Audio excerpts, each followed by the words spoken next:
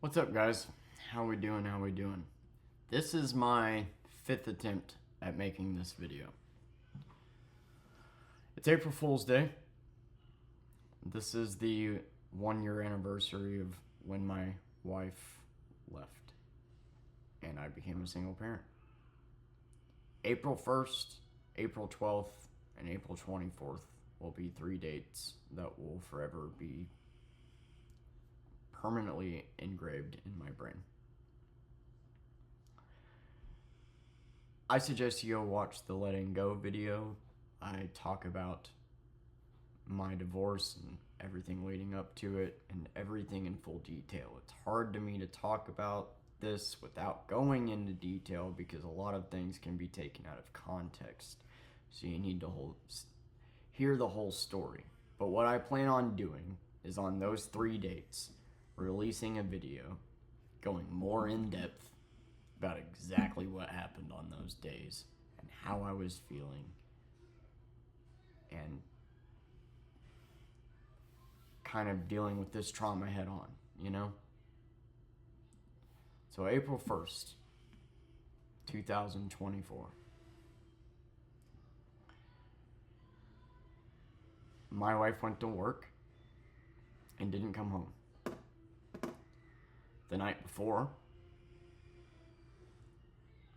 I had a hunch that she was cheating on me, and I had for a few months, and the fact that we were married, I was just in denial.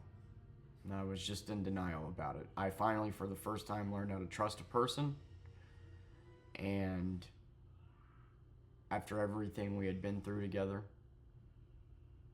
I just didn't believe it until it became too obvious to ignore.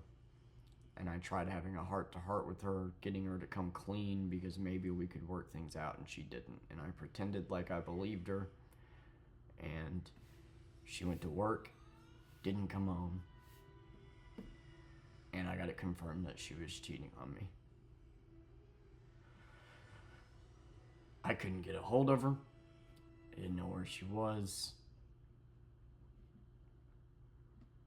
I eventually learned that she was at this crack hotel with this guy, but not on the first. The first,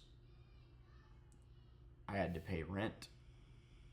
I had to go to work, and I had to try to mentally wrap my head around what was happening and not show how stressed I was to my daughter and try to pretend like everything was normal. And what's fucked up is, well, my daughter barely noticed because my wife was never home. She was going to work, and then she was cheating on me, and then by the time she would get home, the baby was going to bed. So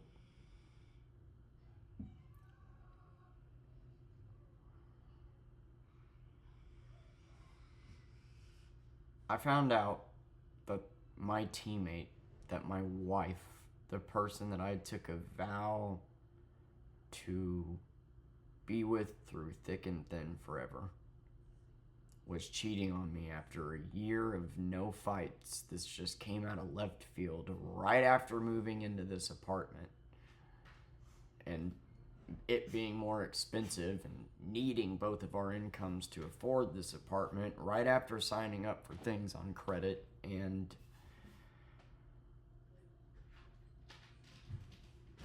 I didn't even get to see my wife after finding out. Like, she never even said that she was unhappy. She never even... Nothing, man. And the night before that she left, I gave her that chance. I was like, if you're cheating on me, if you're unhappy, if you want to leave, if anything, like, just tell me. You know, well, we're a team. I just want to make you happy. I just want to make her happy. And if you're not happy and you don't want to be here anymore, or if there's another guy, or you're having thoughts of cheating, or whatever it may be, talk to me about it. Maybe we can talk it out. But if you don't tell me now, there's nothing I can do. And she is an impulsive liar, and I know when she's lying, and she knows that I know when she's lying. So when she chose to proceed to lie to me, I knew that. And she knew that I knew that, but I just pretended like I didn't. And she knew that I was pretending. And that's why she disappeared the next day. And after confirming that she was cheating on me, I didn't even get to look, I didn't even get to talk with my partner. Like, imagine the anxiety of not only finding out that your partner is cheating on you, but not even getting to see them. The last time you saw your partner, you were doing fine. Everything was fine. Then you had a talk. Now she's just gone. It's confirmed she's cheating on you, and you don't even get to see her. You don't even get to talk to her about it, because I don't even, like, her phone only worked on Wi-Fi, so I couldn't even talk to her. She just disappeared. And that's it.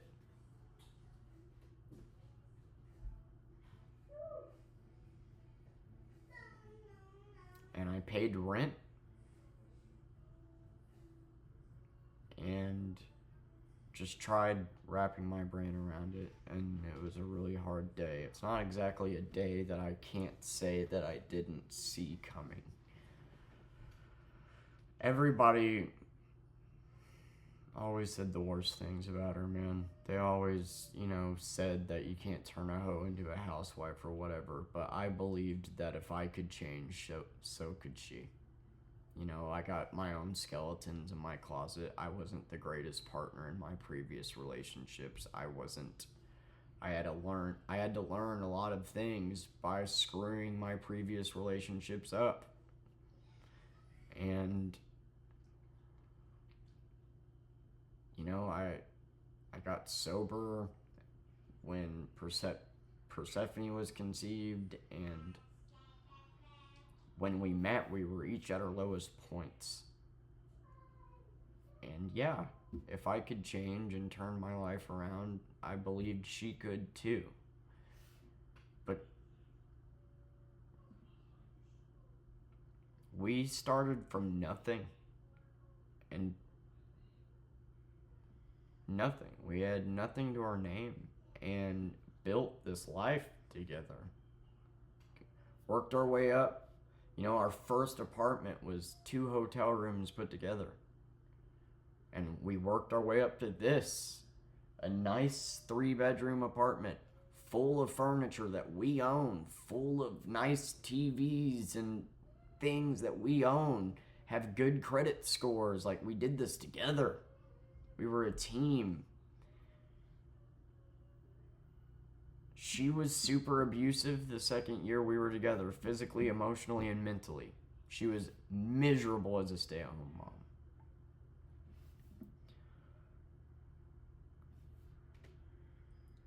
She kept accusing me of cheating, even though I was leaving my phone with her when I went to work with her. Whenever I went to work, I would leave my phone with her because I didn't need it, right? And she would literally call work that I was at to fight with me and accuse me of cheating, even though she had my fucking phone. And would beat on me, and I know the seriousness of postpartum, and I tried blaming it on that. And I just wanted to make things work. I couldn't just leave. The judicial system when it comes to dads is so screwed. I couldn't just leave. And I didn't have anywhere to go, even if I did. All I wanted was to make my life happy and be good parents for our daughter. And so I stepped back, stopped waiting tables, started door dashing with Persephone so my ex-wife could go get a job and get out of the house and be happy. And that worked. She seemed to be less miserable. She seemed to be less explosive. But she still was accusing me of cheating every now and then, so we got married. Because I wanted her to know I was all in on this. And the fighting stopped for a year and a half. And for a year and a half, both of us grinded. She went to work, I worked and watched the daughter. and cooked and did everything I could and made time for her. We went to 3 concerts the last year we were together. Went to Kansas City and went twice, and went to St. Louis once. We saw Slipknot, we saw Mudvayne, and we saw Metallica. And each time we got an Airbnb for a couple nights. Like, I just 2 months ago got done paying off one of those Airbnbs. So I was doing everything in my power to make her happy, and it just wasn't enough. And after a year of no fighting, she just left. No explanation, no. The night before she left, nope, I'm happy. I'm not thinking about cheating. I'm fine.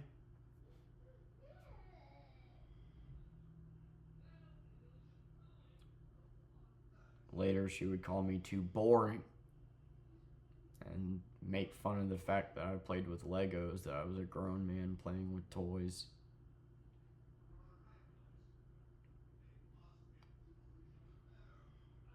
And then I didn't hear from her for 10 days.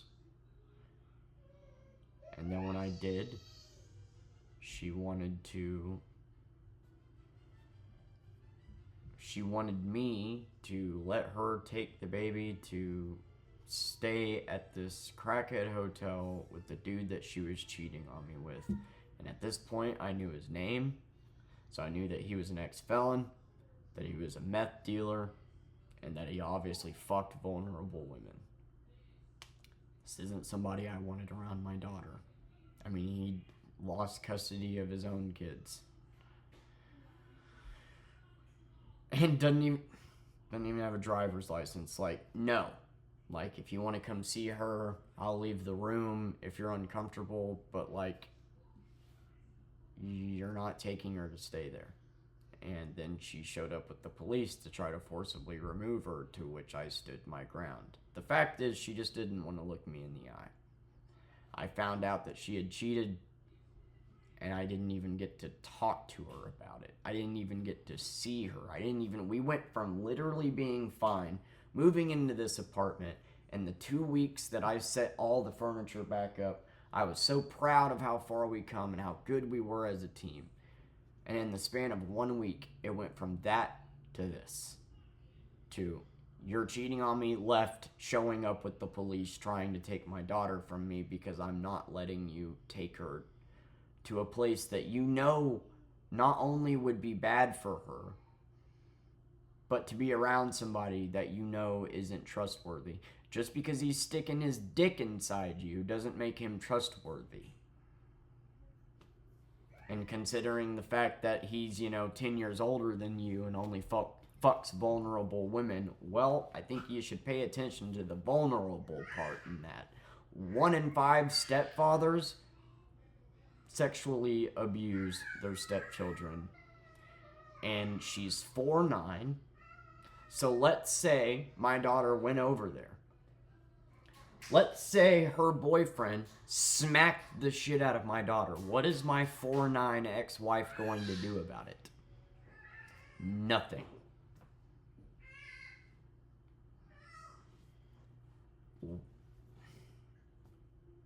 I stand my ground. I'm not letting her go over there. But I never at any point said that she wasn't allowed to see her. It was never any type of animosity of like, no, I'm not letting you see your daughter. It was never anything like that. As mad as I was at her, what's best for my daughter is what's most important to me. What's best for my daughter is her having her mother in her life. So I wanted her to see her, but I didn't want her to be in a dangerous situation to see her. And the fact is my ex-wife just didn't want to come over here and look me in the fucking eye and be around me to see her. I mean, I even tried setting up us like going to the park or something. But no, you're not going to have her come and stay the night at this crackhead hotel with this crackhead. That was literally on dope.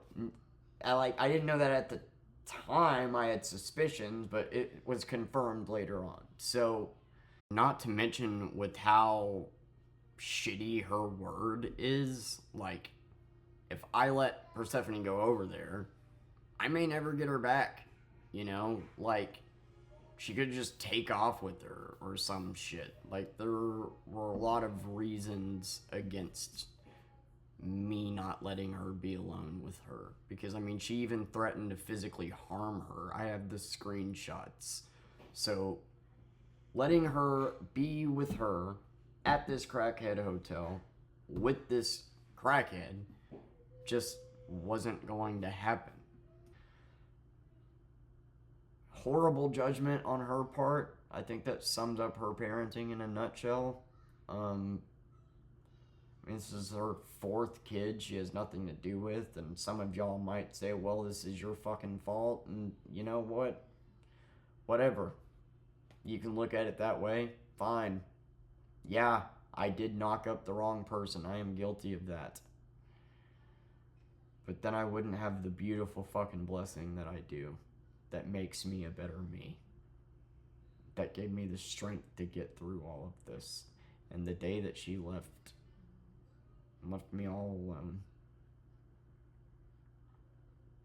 And then slandered my name, made this fabrication that I was this bum mooching money off of her when in reality we were both working. And I stepped back from work so she could get out of the house because she was miserable. But nope, I was just a bum mooching off of her and was abusive. I just want to say a pretty broad statement real quick. If anybody ever says, hey, I'm too scared to leave my partner, but I'm not too scared to cheat on them, you know they're full of shit. Why the fuck would anybody that's getting physically abused or mentally abused or abused in any shape or form and they're too scared to leave cheat? You're too scared to leave but not too scared to do something 10 times worse? Anyway, somehow she managed to convince everybody at work that now it's gonna glitch, that I was this abusive asshole just mooching off of her, which couldn't be further from the truth. So they overlooked the fact that a married woman was sitting here having relations with a coworker. Awesome people.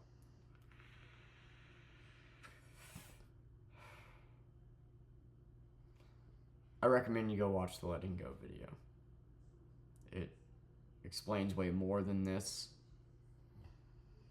On the 12th, she got her protective order. And on the 12th, I will talk about that. She lied to get it, and according to the police, that a lot of people have done so, and apparently you're just allowed to do so. So after you lie to get a protective order, you go to court 2 weeks later to prove the protective order true. I've already explained all of this in detail in the Letting Go video, but now that it's actually the anniversary of the fucking month that all of this happened, I feel like since the Letting Go video is only 30 minutes long and I kind of had to rush everything I was talking about, this gives me an opportunity to go more in depth emotionally and mentally about each of those days and this month. And on the first, I was paying rent while my wife was out cheating on me and taking a break from being a parent. And for 10 days I didn't hear from her. I didn't get to talk to her. I was just so confused and just wanted to know why. Why wasn't I good enough? Like, I did everything right. I did everything right this time. I trusted her. I learned how to trust. I learned how to be sober. I learned how to be less insecure. And I learned how to be a responsible man. And I was a good fucking husband. And I was a good father. And I did everything right just to be called too boring.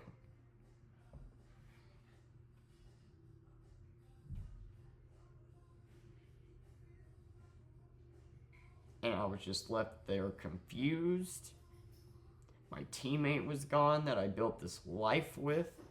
And you gotta understand that, before her, right, in my Road to Sobriety video, I talked about the fact that from ages 18 to 22, I just drank. I was this sorry sack of shit. I never owned my own things. I would just kind of couch surfed. And so this was the first time I was being a responsible adult,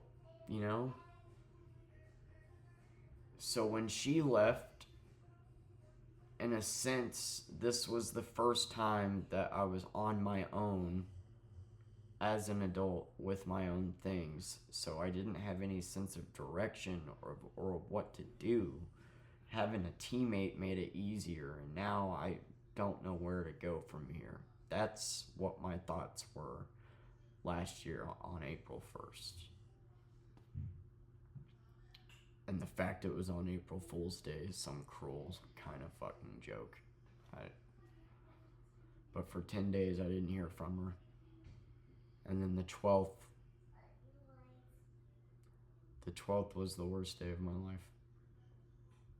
The 12th to the 24th were the worst 2 weeks of my life. And we'll talk about that on the 12th.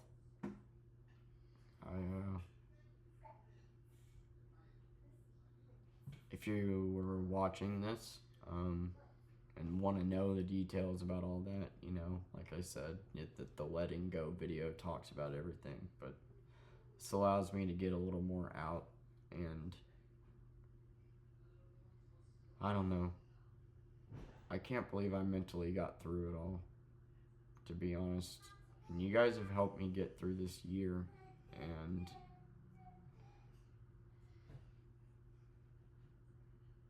I'm doing a lot better today. Financially, we're still struggling, but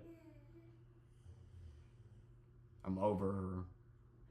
I do miss having a teammate, and I'm ashamed at the way things went, but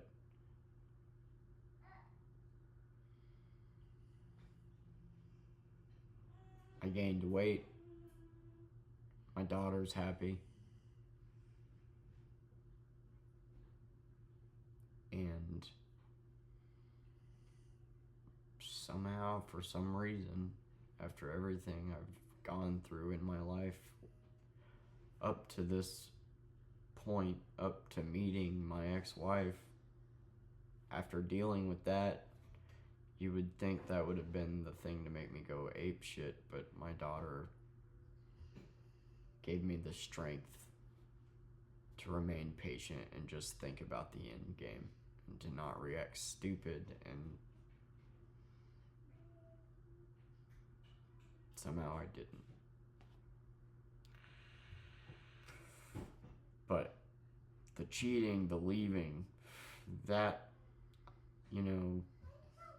at the end of the day, didn't end up being even the worst part of this.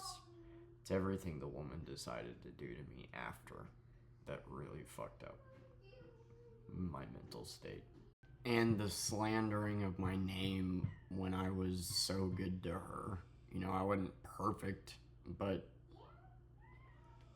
like her complaint, I was too boring. And the only thing I'm guilty of is I was a little emotionally distant, and that was as a result of, the abuse and the impulsive lying and the bullshit she put me through the first couple years we were together. But the slandering of my name and making her out to be like she was getting abused at home, when the truth is we hadn't even fought for a year, that really hurt too, because here I am being a good husband and a good father, and you're painting me as this. And why not just leave? Why not just, when we got this apartment, take that as an opportunity to go our separate ways? Like, she wasn't too scared to leave. She was hoping that I would forgive her and just let her continue to stay here. But after I found out she was cheating on me, I filed for a divorce.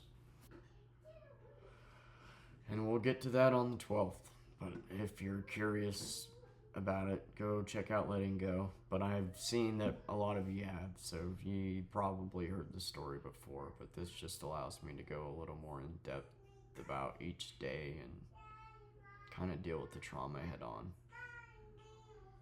But this is the year anniversary of my wife leaving and me becoming a single parent. And in this year, I have fought so hard, so fucking hard to keep it together. I have no family, no friends. I've got my grandmother, but you know, I only see her twice a year, and emotionally, she's not really here, you know? And I don't know how to explain it. And I can't believe we did it. And I just appreciate you guys being here and helping me get through this year. I'm proud of myself.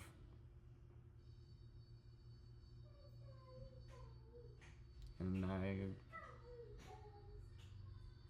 I wish my daughter had her mother at the end of the day.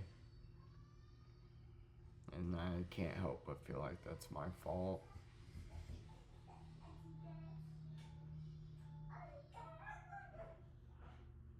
It's been a tough year. It's been a long year. We've busted our ass. We've had a lot of long nights.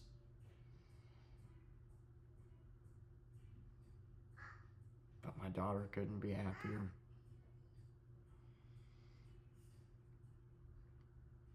And I'll do whatever it takes to keep it that way. I love you guys. Bye.